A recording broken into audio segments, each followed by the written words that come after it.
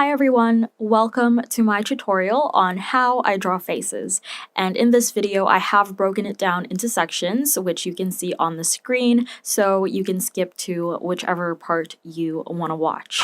But with drawing the head, and I like to use two main shapes, the first one being the circle. And the size of the circle that we're going to draw pretty much defines the size of the head. So the smaller the circle, the smaller the head. And the bigger the circle, the bigger the head.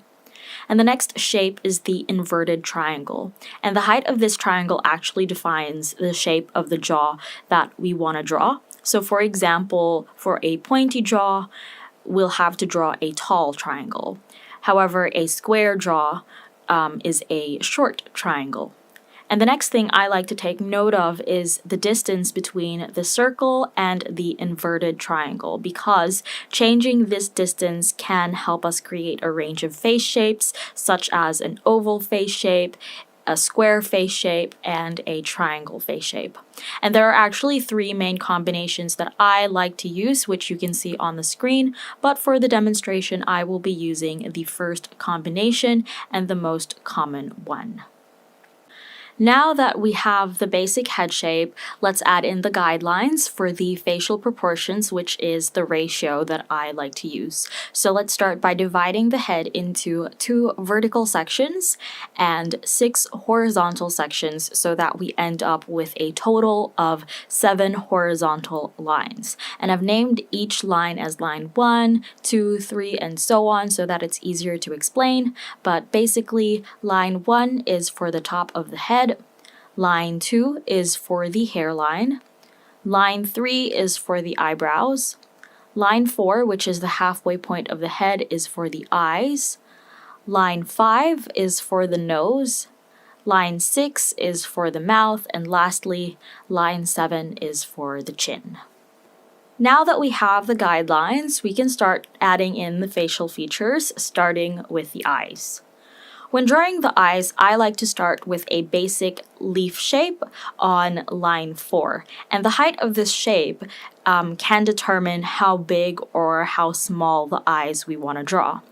I also like to take note of the outer point because changing the placement of this, whether it's a little bit higher up or a little bit lower, it can give us a range of eye shapes such as an almond eye shape or a downturned eye shape. And the next shape that we draw is the circle in the middle, which is the iris. And of course, when you move this to the left or to the right, it indicates the direction of the person's gaze.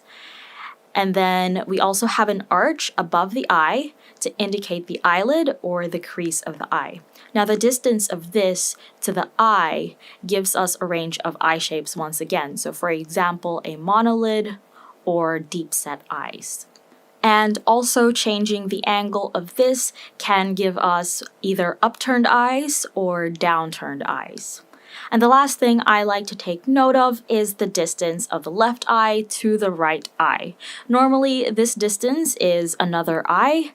However, you can draw the eyes closer together for close-set eyes or further apart for wide-set eyes. When drawing the eyebrows, I always draw it below line 3, and I start with a simple arch. Then I make one side thicker than the other. That's basically it. However, changing the height of this arch can either give us a nicely arched brow or a straight brow. When drawing the nose, I like to start with a circle just above line 5, and the size of this circle can give us a range of nose shapes. So for example, the smaller the circle, the pointier and narrow the nose usually is, whereas a bigger circle creates a wider and rounder nose. I then draw 2 arches for the nostrils, and the height and angle of this arch can also be changed for a bit of diversity. I also like to draw 2 more lines that look like the letter C to complete the nose, and the final touch are 2 lines for the bridge of the nose. So it connects down from the eyebrows to the circle that we drew for the nose. And you can draw this as light or as heavy as you want, depending if you want this to be way more pronounced. When drawing the mouth, I start with a basic leaf shape. with a V cutout on top and a line in between. And I draw this on top of line 6, and the width of this is normally wider than the width of an eye. But changing this width basically gives you either small lips or wide lips. And then changing the height of this shape can actually also determine how large and plump you want the lips to be or how thin the lips are. And then, of course, you can alter the shape to create a more realistic look of the lips. When drawing the ears, I like to start with a line that looks like the letter C. And the degree of this line's curve pretty much determines the size of the ear from the front view. So some people do have ears that stick out, so that will be a very curved C that we draw, whereas some people's ears don't really stick out as much, so the curve of the letter C that we draw isn't as pronounced. I also draw like this random looking line for a very simplified look of the ear. When it comes to drawing the hairline, I have 4 options that I use to create the different face shapes. So for example, we have an arch, which can create an oval face shape. This is very common. We have a pointed arch, which can create a diamond face shape. A straight line can create a square face shape, and lastly, a letter M can create a heart face shape. However, sometimes this won't even come in handy since hairlines are normally hidden due to different hairstyles, for example, when you draw someone with bangs. The last thing I like to add to my portraits are circles or ovals, and I actually use the circle that we initially drew for the head as a guide when placing the ovals for the cheeks.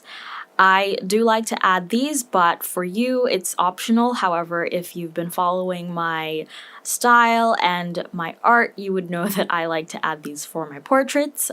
I also like to draw an oval on the forehead just between the eyebrows, as this will help me when I color the face in later.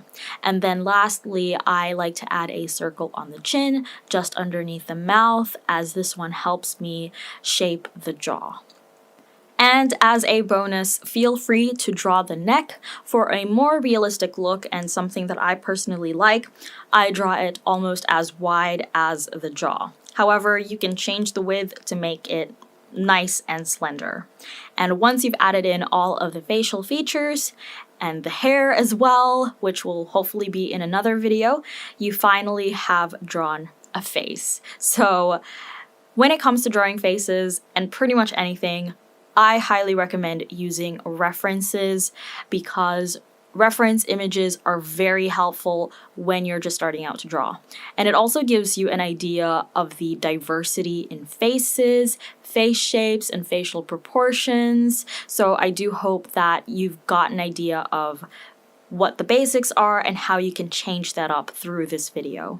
I also highly recommend practicing regularly to try out other combinations and pretty much to experiment with the guidelines that I've shown you in this video. There are honestly no rules. Anything that I've showed you in this video only serves as a guide. So technically, it is up to you whether or not you want to follow them.